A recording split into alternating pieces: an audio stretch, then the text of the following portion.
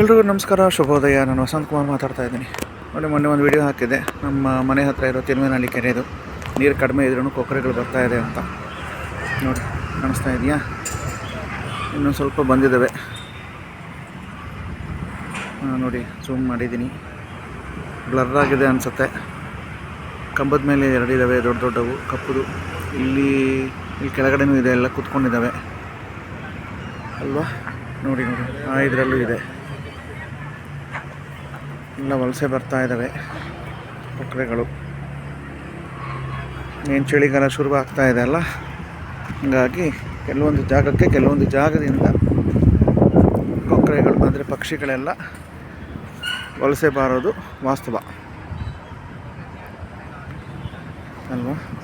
ನೋಡಿ, ಅಲ್ಲೂ ಕಾಣಿಸ್ತಾ ಇದೆ, ನೀರೆಲ್ಲ ಆಡ್ತಾ ಇದ್ದಾವೆ.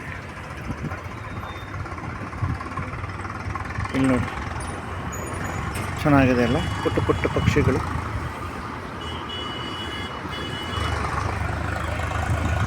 ಅಲ್ಲಿ ಹೋಯ್ತು ಒಂದು ಕೊಕ್ಕರೆ.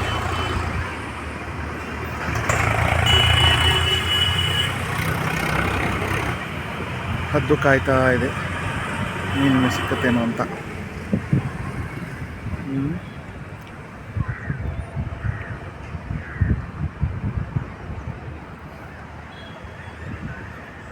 ಇನ್ನೊಂದು ಹತ್ರ ಹೋಗಿ ಹಾಕ್ತೀನಿ ಅಲ್ಲಿ ಕೊಕ್ಕರೆಗಳ ಹತ್ರ.